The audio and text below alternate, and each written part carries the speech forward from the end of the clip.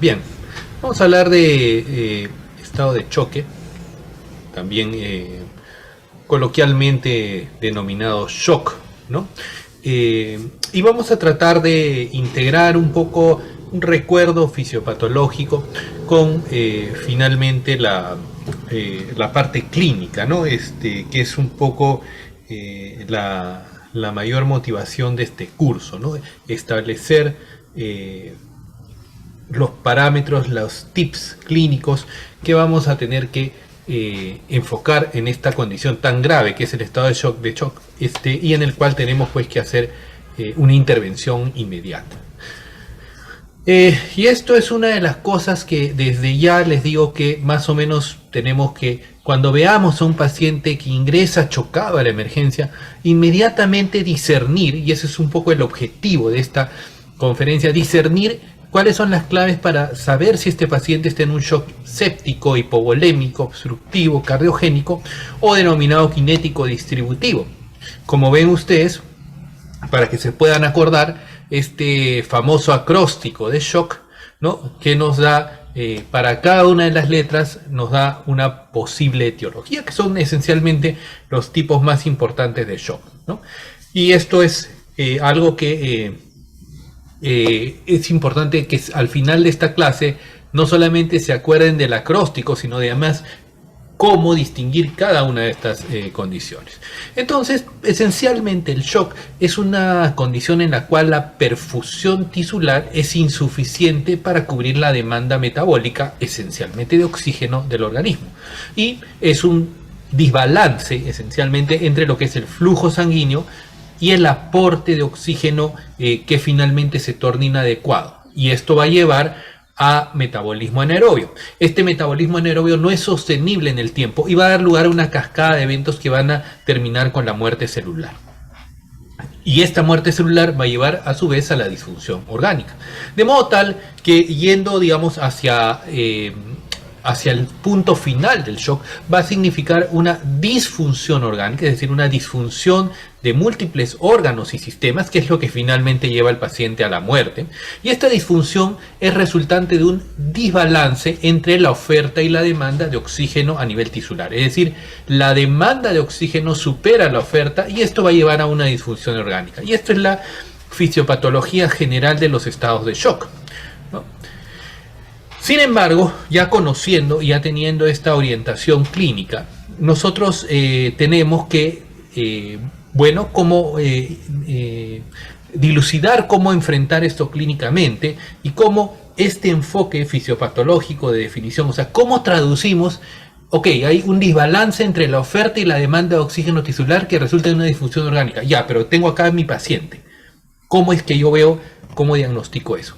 Y básicamente tenemos para esto dos condiciones importantes, lo que es hipotensión e hipoperfusión tisular. Entonces nosotros clínicamente diagnosticamos shock cuando tenemos evidencia tanto de hipotensión como de hipoperfusión tisular. Es decir, el shock resulta, digamos, ser la intersección entre estas dos condiciones, ¿no? En medicina siempre trabajamos mucho teoría de conjuntos para lo que es el diagnóstico, ¿no? Y en particular, ¿no? Hipotensión, pero no toda, o sea, el shock, básicamente la hipotensión nos da un indicador muy claro digamos, de disminución de la perfusión desde el punto de vista numérico, objetivo, pero tenemos que también añadir a estos signos objetivos al examen físico, valga la redundancia, de hipoperfusión tisular.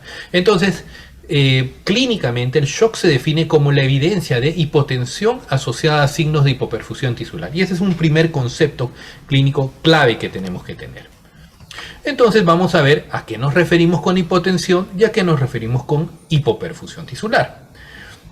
La hipotensión esencialmente se define como una presión arterial media por debajo de 60 milímetros de mercurio, y tenemos que recordar, ¿no?, que la presión arterial media, el puntero, perdón un momentito, ahora sí tenemos puntero.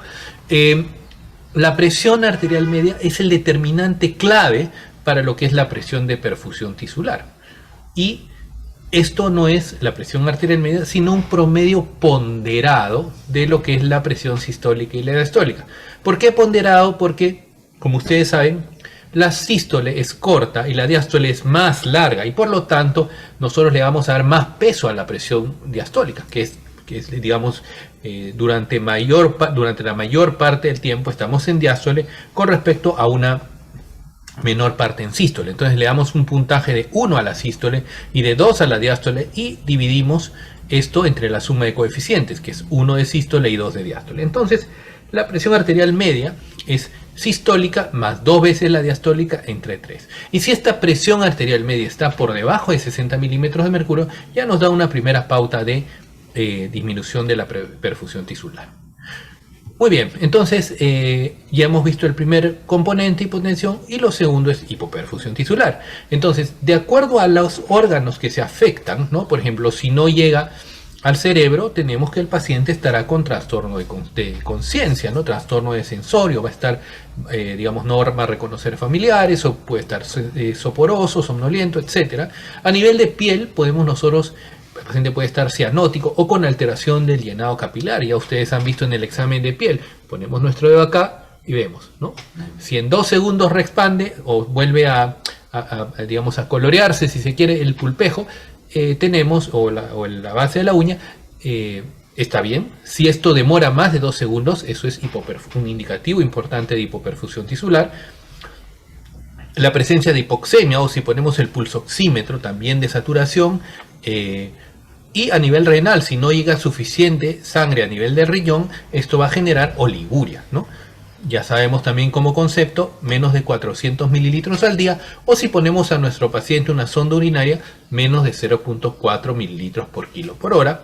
Y un marcador también bioquímico, que es el lactato sérico elevado, que estrictamente no es un marcador clínico, pero recuerden siempre que lactato elevado es un marcador importante de metabolismo anaerobio. Recuerden ustedes que la vía glicolítica acaba en lactato. Entonces, el ciclo de Krebs es, digamos, la vía aeróbica, pero la vía anaeróbica lleva a la producción de lactato como producto, digamos, del metabolismo anaerobio, ¿no? Entonces, la acumulación de lactato es un indicador importante de disfunción celular, porque nos está indicando metabolismo anaerobio predominante. Entonces, estos serían los signos clínicos. Es decir, vemos un paciente con una presión arterial media por debajo de 60 y además ese paciente tiene o trastorno de sensorio, o mal llenado capilar, o está cianótico, o está hipoxémico, o está oligúrico, ese paciente claramente tiene un cuadro de shock, ¿no? Muy bien, entonces ya una vez definido que nuestro paciente tiene shock, ahora nos toca clasificarlo. ¿Qué tipo de shock tiene nuestro paciente? Porque esto lógicamente tiene implicancias sumamente importantes para la terapéutica. Y para entender eso, debemos conocer, pues, que el principal determinante finalmente de que nuestro paciente esté en shock, y finalmente también el blanco de intervención terapéutica, es la presión arterial. Porque la gran mayoría de intervenciones en shock están destinadas a que nuestro paciente recupere presión, ¿no? De modo tal que nosotros tenemos que esta presión arterial viene determinada por el gasto cardíaco y la resistencia vascular sistémica. Estos son los dos componentes de los que depende. Y por lo tanto, si se afecta el gasto cardíaco o se afecta la resistencia vascular sistémica, finalmente tendremos un estado de shock, ¿no? Ya sea que disminuya uno o lo otro. Y entonces los estados de shock podemos clasificarlos de acuerdo a si baja el gasto cardíaco o la resistencia vascular sistémica. Vamos a empezar tal vez con la resistencia vascular sistémica como uno de los determinantes fisiológicos, ¿no? Y en realidad, cuando ustedes revisan lo que es la resistencia vascular sistémica, van a ver que tiene 3 determinantes, ¿no? La longitud del vaso, la viscosidad sanguínea y el radio del vaso.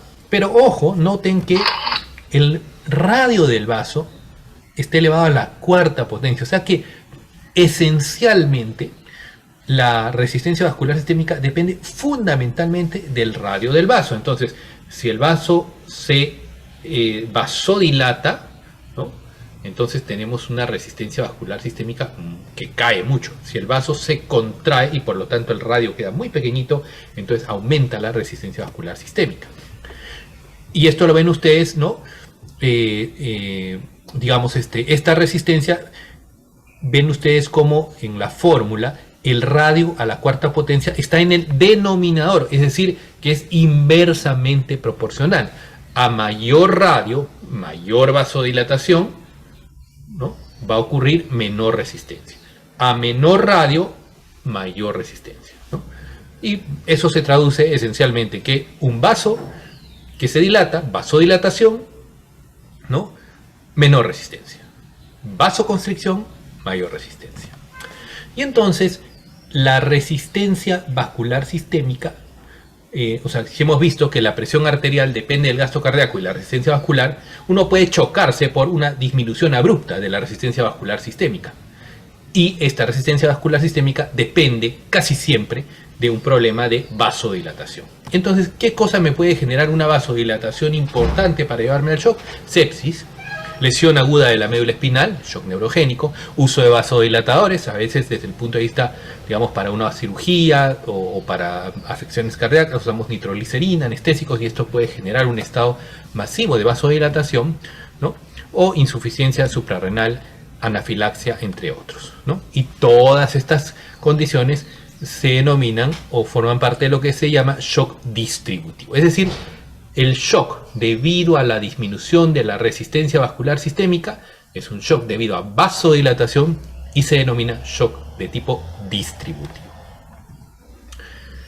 Y esta resistencia vascular sistémica disminuida va a hacer que haya una mayor digamos, aflujo sanguíneo, y por lo tanto, a pesar de que nuestro paciente está chocado, vamos a ver que el paciente tiene la piel tibia, caliente, la coloración es rosada y hay una hiperdinamia, es decir, en forma compensatoria va a tratar de aumentar pues su gasto cardíaco, ¿no? Y el paciente va a tener una taquicardia y un latido cardíaco fuerte, y entonces esto es lo que se denomina hiperdinamia, y por lo tanto el shock se denomina, el shock distributivo también se denomina como shock de tipo hiperdinámico, ¿no?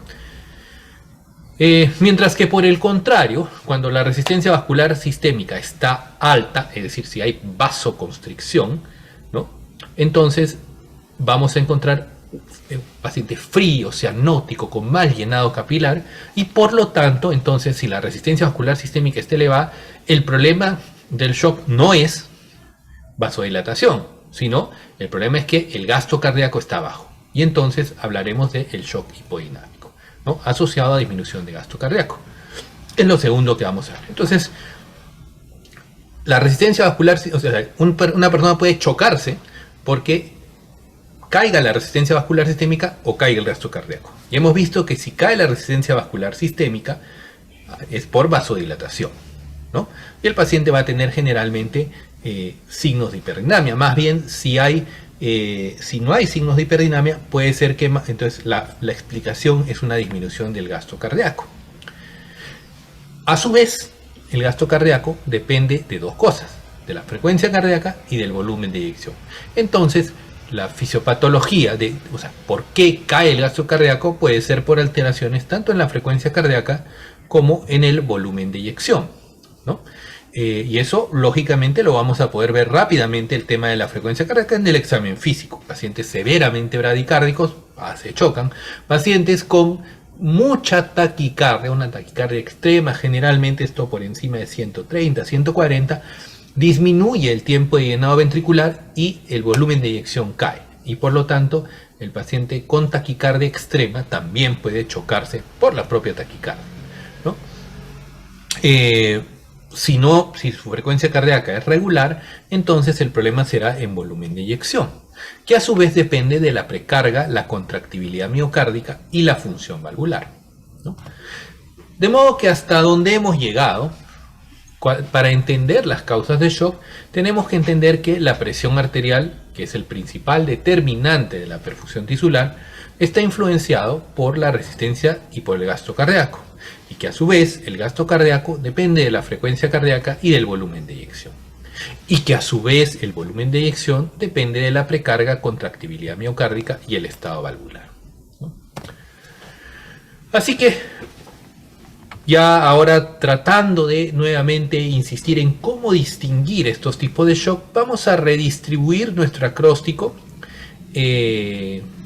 séptico, hipovolémico, obstructivo, cardiogénico y cinético, y ahora vamos a replantearlo básicamente en función de los mecanismos.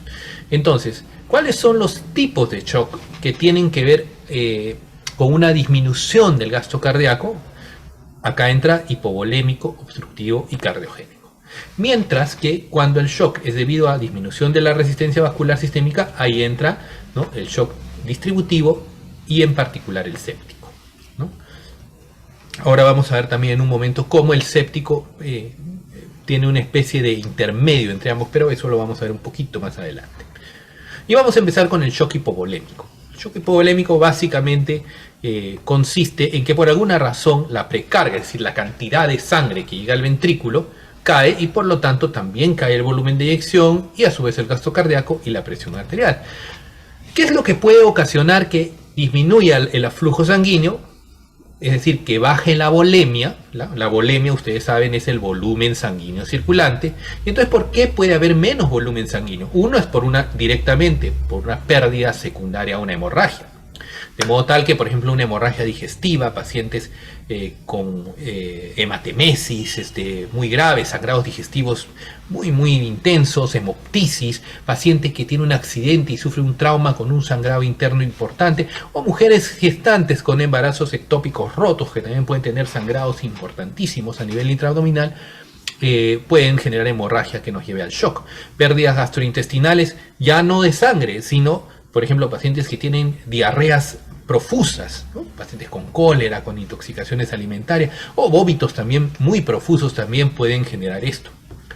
Quemaduras muy extensas, pacientes que tienen más del 50% del cuerpo quemado, se pierde pues la barrera de la piel y entonces estos pacientes se deshidratan gravemente, ¿no? Y mucho más raramente la poliuria, es decir, paciente que genere volúmenes tan grandes de orina que lo lleven al shock, pero esto puede verse, por ejemplo, en pacientes con cetoacidosis diabética, diabetes insípida, o hemos visto en algunas ocasiones ancianitos que les dan diuréticos y orinan 4 litros y el abuelito no tiene acceso al agua y simplemente se chocan, ¿no? Entonces, todas estas condiciones pueden asociarse a hipovolemia. El siguiente shock, que también tiene que ver con disminución del gasto cardíaco, es el shock obstructivo. Algunos le llaman shock cardiogénico obstructivo, ¿no? Porque el término obstructivo se refiere a la obstrucción que hay para que el miocardio logre bombear sangre, ¿no? Entonces, eso va a generar disminución de la contractibilidad miocárdica y esto puede deberse fundamentalmente a embolismo pulmonar, es decir, hay un trombo, ¿no?, en la arteria pulmonar, generalmente a partir de venas de miembros inferiores, se dispara estos émbolos, se atracan en el pulmón y entonces eso genera un bloqueo de la arteria pulmonar y contra la cual el ventrículo no puede bombear, ¿no? El taponamiento cardíaco, que es, ¿no?, derrame pericárdico masivo que genera tanta presión que impide que el corazón se llene y bombee. El neumotórax de tensión también tiene la misma fisiopatología, o grandes derrames pleurales masivos que compriman al corazón, y esto se denomina shock obstructivo, ¿no? Generalmente en el shock obstructivo vamos a encontrar un paciente con las venas yugulares muy prominentes por la obstrucción que se da, y con un cuadro de disnea debido a de dificultad respiratoria importante, ¿no? El shock cardiogénico algunos le llaman también shock cardiogénico intrínseco, en contraposición al shock cardiogénico obstructivo, ¿no? El shock cardiogénico propiamente dicho, o shock cardiogénico intrínseco, genera, es digamos debido a una disminución del gasto cardíaco, que puede ser por alteraciones en la frecuencia cardíaca o en lo que es el volumen de eyección, ¿no?, que a su vez puede deberse a problemas de contractibilidad miocárdica o estado valvular, ¿no? Entonces, ¿por qué el corazón no puede bombear eficientemente? Digamos, desde el punto de vista intrínseco cardíaco, puede ser que haya un problema de la contractibilidad del músculo miocárdico, ¿no?, del miocardio, bueno, valga la redundancia, no se dice músculo miocárdico, porque por definición el miocardio es un músculo, Podemos tener un infarto, una miocarditis, un cuadro de insuficiencia cardíaca aguda, ¿no? O podemos tener un problema valvular, paciente con valvulopatías descompensadas graves, defecto del tabique interventricular o un aneurisma ventricular secundario a un infarto, ¿no? Y finalmente cuadros de arritmia cardíaca. Entonces todas estas condiciones nos pueden llevar al shock cardiogénico. Muy bien, entonces, pero digamos, si tuviéramos que plantearnos causas de shock cardiogénico, largamente el más importante, infarto. Pacientes infartados, dolor torácico, retroesternal, opresivo, hacen cuadro disneico y ustedes lo encuentran chocado. Ese paciente tiene un shock cardiogénico secundario a un evento coronario agudo, ¿no? Y ahora vamos a irnos a la otra parte. O sea, hemos visto los shocks que se asocian a una disminución del gasto cardíaco, que incluyen hipovolémico, obstructivo y cardiogénico. Y ahora vamos a ir más bien a aquellos shocks en los cuales el problema es la resistencia vascular sistémica, y el primero de ellos es lo que conocemos como shock distributivo, ¿no? En el shock distributivo, básicamente, ya hemos visto, ocurre una disminución de la resistencia vascular sistémica. Ahora, ¿qué puede ocasionar esto? Una serie de condiciones, ¿no? La sepsis, ¿no? El traumatismo vértebromedular. Recuerden ustedes que los ganglios simpáticos paravertebrales que regulan la presión arterial se localizan al costado de la médula y por lo tanto en una sección medular aguda, pacientes con traumatismos vertebromedulares agudos pueden chocarse por esta propia condición. La insuficiencia suprarrenal aguda, también un tema interesante porque la insuficiencia suprarrenal, recuerden ustedes que los corticosteroides producidos por la corteza suprarrenal, particularmente la aldosterona, tienen un efecto importante sobre lo que es la regulación de la presión arterial, y si uno deja de producir abruptamente esteroides a ese nivel, puede entrar en shock, ¿no? Anafilaxia, es decir, pacientes que generalmente producto de una alergia, ya sea alimentaria, medicamentos, etcétera, desarrollan un cuadro de vasodilatación súbito, generalmente asociado a abones, prurito, angioedema. Ya saben ustedes, de paciente entraba en anafilaxia y se choca. Entonces, ¿qué hacen? Ahí tienen que reconocer inmediatamente, ponerle su adrenalina y sale del cuadro. Pancreatitis también, sobre todo las pancreatitis graves. Las quemaduras no solo pueden condicionar shock hipovolémico, sino también puede generar un estado proinflamatorio con vasodilatación aguda.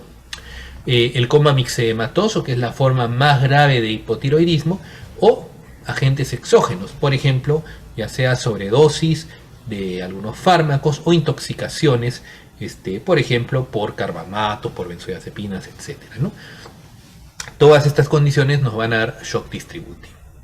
Ahora bien, dentro del shock distributivo hay una categoría especial, que es la sepsis, ¿no? ¿Y por qué decimos que es una categoría especial?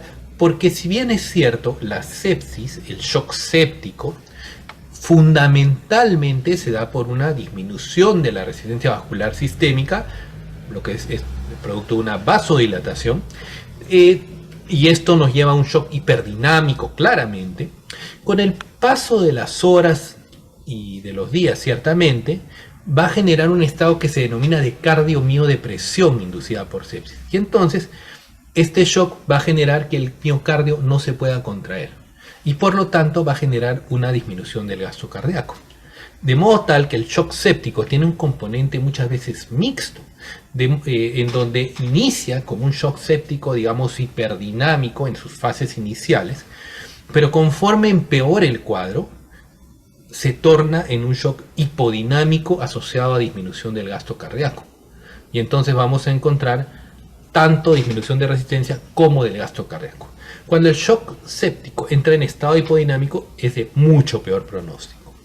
Y entonces por eso es que, aunque el shock séptico, digamos desde el punto de vista fisiopatológico, es un tipo de shock distributivo, muchas veces muchos autores lo clasifican por separado porque tiene mecanismos fisiopatológicos adicionales, en donde no solamente hay disminución de la resistencia vascular sistémica, sino al final hay también una disminución en el gasto cardíaco, ¿no? Muy bien. Entonces, causas de shock séptico. De los procesos lógicamente infecciosos, bacterianos, son los que largamente causan la mayor cantidad de casos. Ciertamente es posible que hayan condiciones micóticas, infecciones aspergilosis aguda, infecciones virales, que pudieran condicionar esto, pero en general el cuadro, más del 90-95% de casos, casi por definición el shock séptico, está en relación a patología bacteriana, ¿no? Y dentro de ellas, pues, neumonía adquirida en la comunidad, van a ver con mucha frecuencia, pielonefritis complicadas generalmente, ¿no?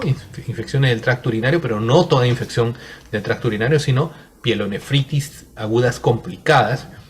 Desde el punto de vista gastrointestinal tenemos una variedad de condiciones que puedan llevar a la sepsis, incluyendo colecistitis, colangitis, apendicitis, peritonitis, abscesos intraabdominales, cuadros de enterocolitis, etc. Y desde el punto de vista ginecológico, aborto séptico, endometritis puerperal, y más raramente pues algunas infecciones del sistema nervioso, algunas meningitis van con un cuadro de shock, celulitis, erisipelas podrían ir también, pero no es lo habitual, ¿no?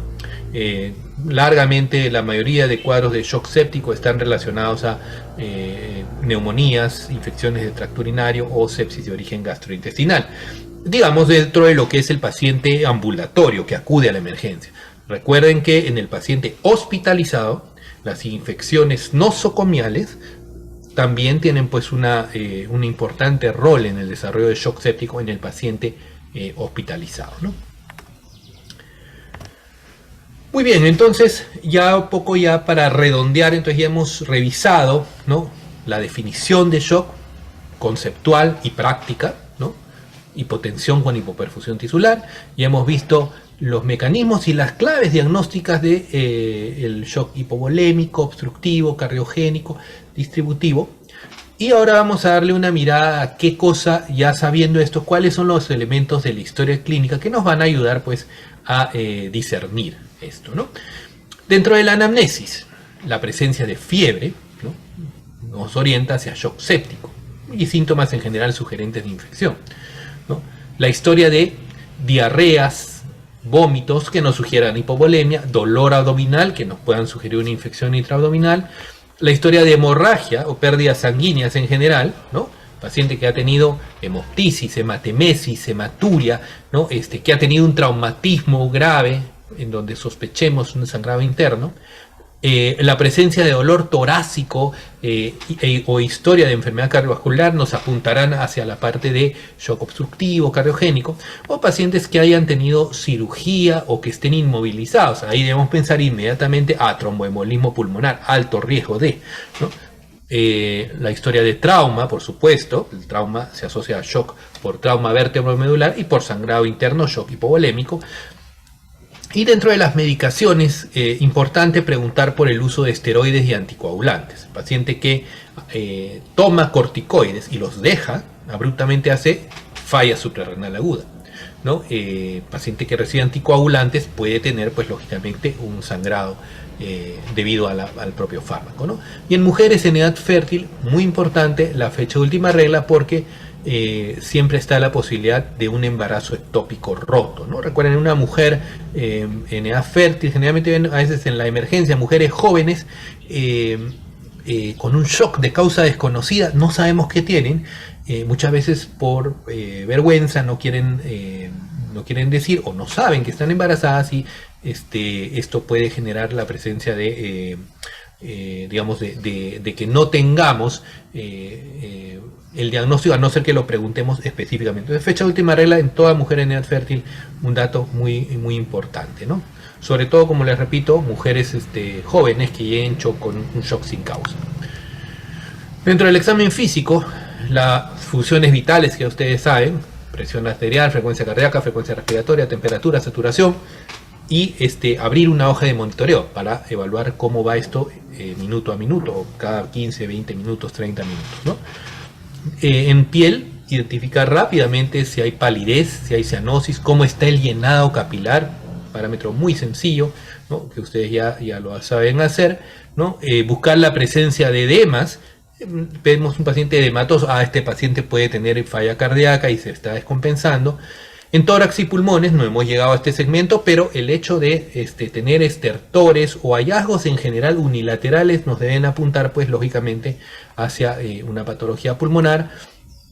En cardiovascular también vamos a eso ponerlo de manera más clara en los siguientes capítulos, pero adelantamos que ingurgitación yugular, arritmias, un tercer ruido cardíaco, lógicamente nos sugieren la presencia de una patología cardiogénica. Y en abdomen, la presencia de abolición o disminución de ruidos hidroaéreos, dolor a la palpación, rigidez abdominal, eso nos orienta claramente hacia la presencia de peritonitis. Mientras que en sistema nervioso central, paciente con deterioro del estado de conciencia, signos meningios, paresias, plegias, nos orientarán también hacia una meningitis, abscesos cerebrales u otras condiciones del sistema nervioso central, ¿no?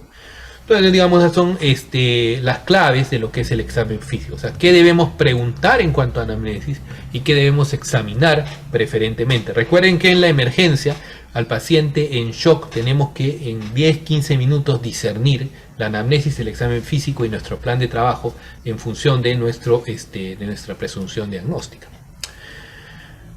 Y ya para resumir entonces, e ir redondeando todo lo que hemos conversado, lo primero es, cuando llega el paciente en emergencia, identificar, ¿está chocado o no? ¿Cuáles son las dos condiciones? Ya hemos visto, hipotensión, presión arterial media debajo de 60, hipoperfusión tisular. Paciente con trastorno de sensorio, oligúrico, mal llenado de capilar, cianótico, ese paciente está chocado, ¿no? Pero tiene que tener hipotensión y tiene que tener algún signo de hipoperfusión tisular. 2. Ya sabemos que está chocado. Ahora, ¿es un shock hipodinámico o es un shock hiperdinamico? Porque si es un shock hipodinámico, es dependiente del gasto cardíaco, y si es hiperdinámico, depende de la resistencia vascular sistémica. En el shock hipodinámico es un paciente frío, pálido, con mal llenado capilar, mientras que en el shock hiperdinámico, más bien el pulso está rápido, es un pulso lleno, el latido cardíaco está acelerado, el llenado capilar es normal y la piel está tibia, ¿no? Y consolidando un poquito lo que ya hemos revisado en cada uno de los aspectos, algunos tips, ¿no? Paciente que viene con historia de sangrado, diarrea, trauma, y ustedes lo ven deshidratado, con la mucosa oral seca, las yugulares colapsadas, ese paciente probablemente tiene un shock hipovolémico, ¿no? Si nuestro paciente viene con dolor torácico, ingurgitación yugular, una disnea muy prominente y no encontramos edemas en el examen físico, ese paciente muy probablemente tenga un shock obstructivo, ya sea por un embolismo pulmonar, un neumotórax, un derrame pericárdico masivo. Si nuestro paciente tiene ya antecedente de cardiopatía isquémica, con una historia de dolor torácico opresivo, anginoso, que ustedes ya han visto en la clase de dolor, ¿no? Un dolor retroesternal, opresivo, irradiado al cuello, al borde cubital del brazo izquierdo, ese paciente está infartado, ¿no? Generalmente también vamos a encontrarlo con crepitantes bilaterales y en el caso de pacientes con insuficiencia cardíaca con edemas. Y ahí hablaremos de un shock de tipo cardiogénico, ¿no? Y si el paciente viene con el antecedente claro de infección, ya sea una neumonía, una pielonefritis, un problema abdominal febril, ¿no? Y con cuadro séptico, entonces hablaremos de un shock de tipo séptico, pero a su vez hipodinámico. Es decir, el shock séptico en la fase ya que ha avanzado mucho y se torna hipodinámico, ¿no? Por eso le decía que el shock séptico es muy particular, porque inicialmente se comporta como un hiperdinámico, pero hacia el final se comporta como un hipodinámico. Mientras que si por el contrario vemos un shock hiperdinámico, es decir, un paciente con buen llenado capilar, con llenado cardíaco, con taquicárdico, con impulso ventricular importante, con buen pulso, con no cianótico, con piel rosada, tibia, entonces hablaremos de un shock hiperdinámico. Y si el paciente ha usado crónicamente esteroides, o sea, le pregunto al paciente usuario de corticoides y los deja abruptamente y se choca, ese es un shock hipoadrenal, ¿no? Los cuadros de meningocosemia diseminada también generan un problema de la suprarrenal, generando insuficiencia suprarrenal aguda, lo cual es mucho más raro. Largamente la causa más frecuente de shock, ¿no? Por insuficiencia suprarrenal es deprivación aguda de esteroides.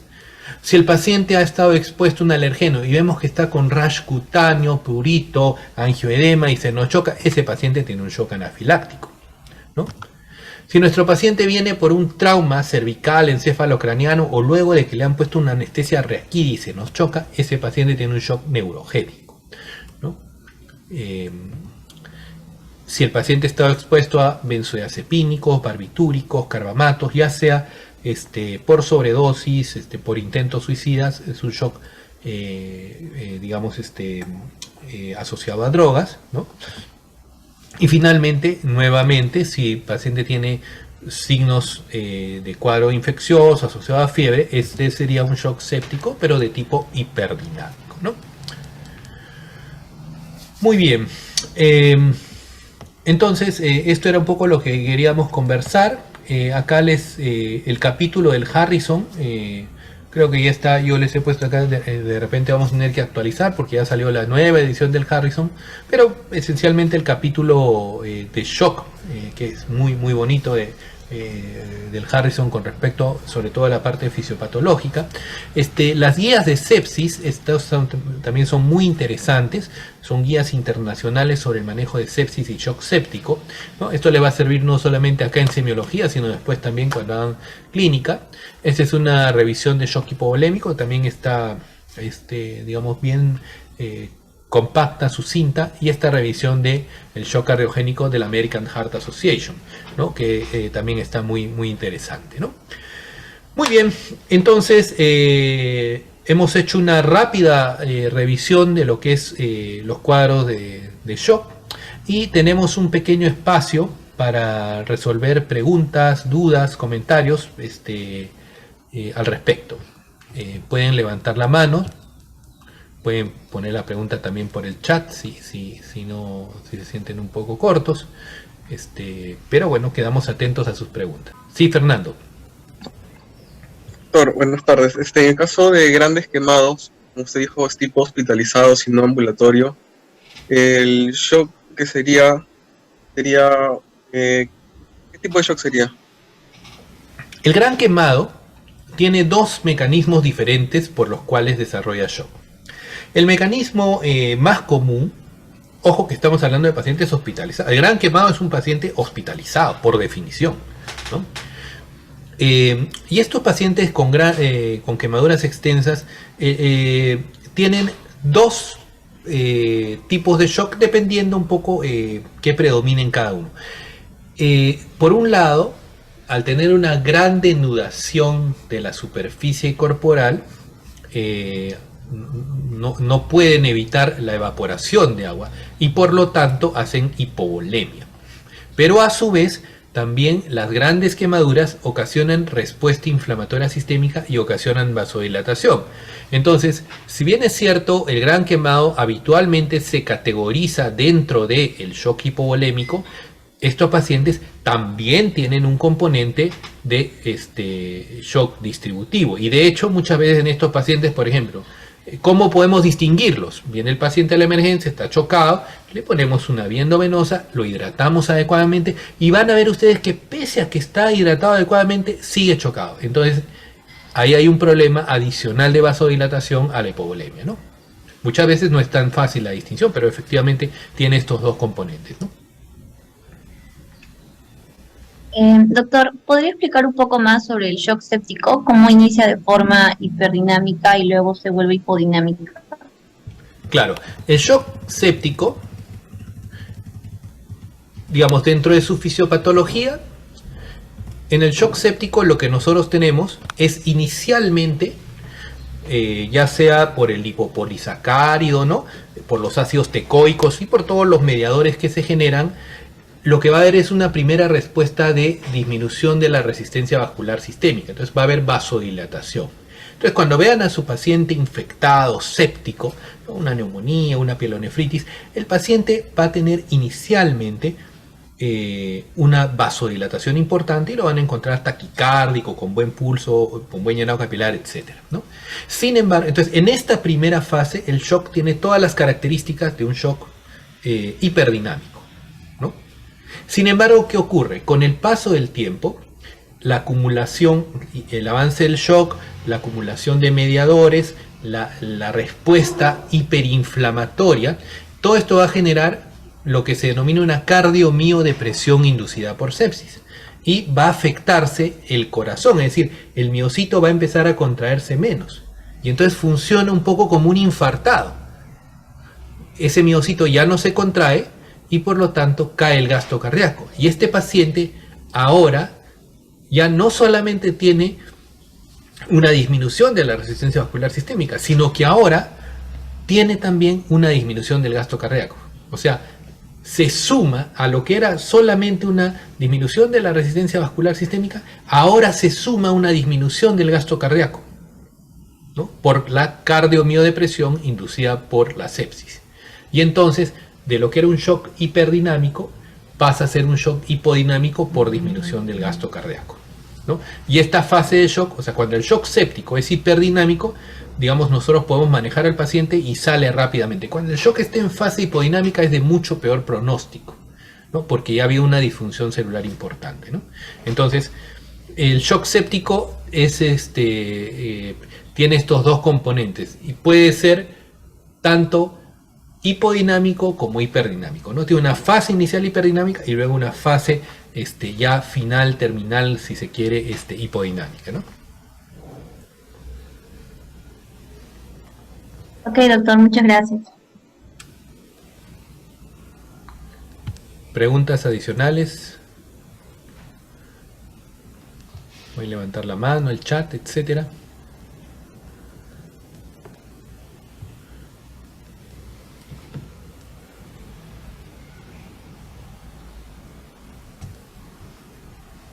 Muy bien, entonces, si no tenemos preguntas adicionales, bueno, les agradezco su atención. Espero que esto es algo que no es, tiene que, conforme ustedes vayan viendo pacientes, van a poder darse cuenta, pero es muy importante, es siempre en la emergencia tratar, ¿no?, de identificar, o sea, poder distinguir el tipo de shock es crucial, ¿no? Si es hipovolémico, tienes que hidratarlo, ¿no? Si es séptico, antibióticos inotrópicos, hidratación. Si es obstructivo, liberar la causa de la obstrucción inmediatamente. Si es cardiogénico, manejar pues perfusión cardíaca de manera inmediata, ¿no? Y si es distributivo, atacar la fuente de este problema. Entonces, si no logran distinguir, el paciente está perdido, ¿no? Veo acá una pregunta final sobre cuál es el tipo de shock más común. En realidad los shocks más comunes que se ven en emergencia son largamente el shock séptico y el shock hipovolémico, ¿no?